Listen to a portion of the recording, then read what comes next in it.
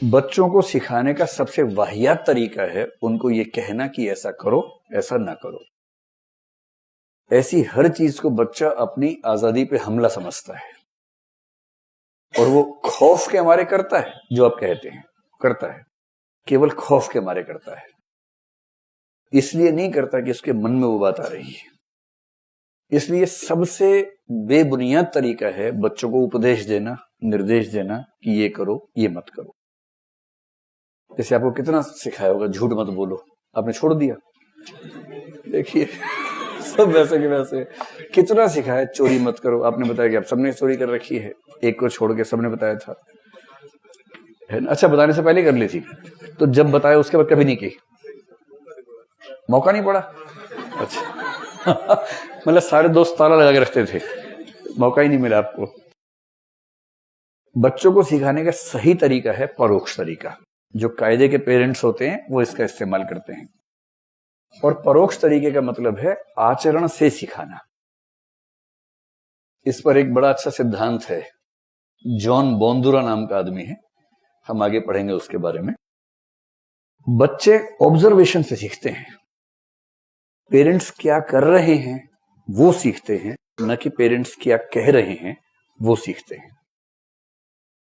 कई माँ बाप बड़े दया वाले भाव से बोलते हैं, जैसे बाप मान लीजिए सुट्टा लगाने वाला आदमी है, बच्चों ने बिगड़ गया था, उसके बाद से पिए जा रहा है, सिगरेट पिए जा रहा है, दिन में 30-40 फूंक देता है। इतना फूंकता है कि उसको घर में भी नहीं रहा जाता उसके बिना।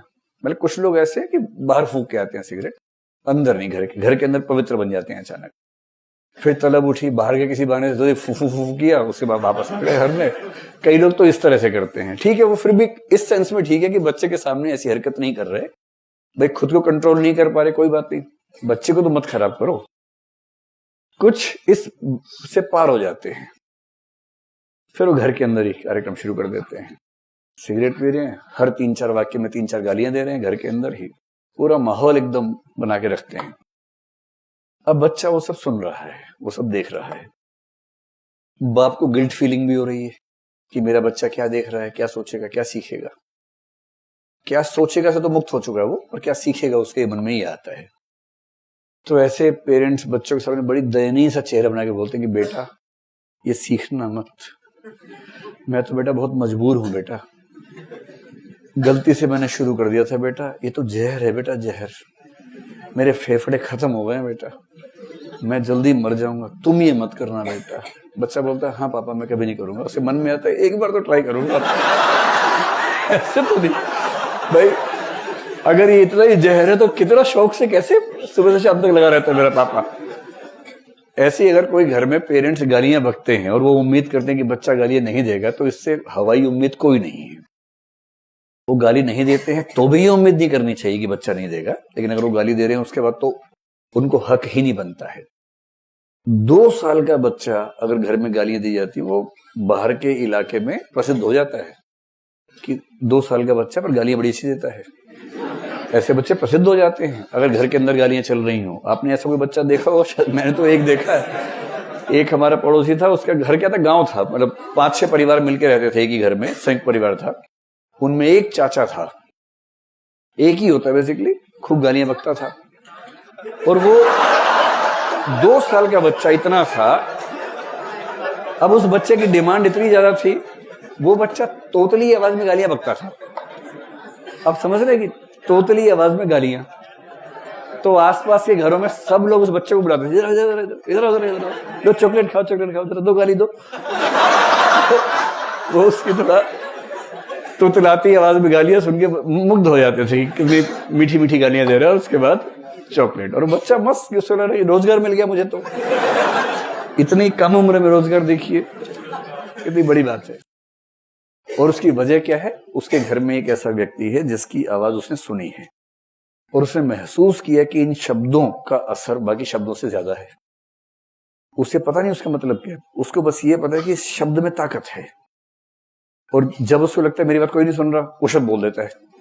फिर सब ध्यान से सुनते हैं तो उसको लगता है एकदम सही बात है, कितना ताकतवर शब्द है। फिर वो अभ्यस्त हो जाता है। यही सारा खेल है। जॉन बोंदुरा नाम है इस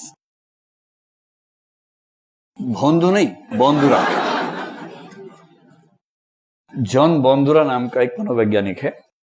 इसने रिसर्च करके स्थापित किया कि बच्चे इंस्ट्रक्शन से नहीं सीखते हैं, बच्चे सीखते हैं ऑब्जर्वेशन से, अवलोकन से, माता पिता का व्यवहार देखकर सीखते हैं। अगर आपने बच्चों को थोड़ा सा ध्यान से गौर किया हो तो 6-8 महीने का बच्चा अपने बाप और माँ की एक्टिंग खूब करता है, उसको रोल प्लेइंग कहते हैं। जैसे बाप मान लीजिए ब्रीफकेस लेके जाता है ऑफिस, तो बच्चा ब्रीफकेस जैसी कोई वस्तु उठा लेगा, कैसे चलेगा, फिर बोलेगा सुनीता खाना बना दिया। माँ सोच रही है कि देखो ये टिंडा इतना छोटा सा नाम से बोल रहा है मुझे, लेकिन माँ मुग्ध हो जाती है कितना प्यार से बोलता है बच्चा। फिर वो बाप के सामने माँ की एक्टिंग करता है, एकदम आटे वाटे में हाथ रखकर चला जाता है, ए जी खाना खा लो। तो ए जी मतलब अबे गधे, शॉर्ट फॉर्म में।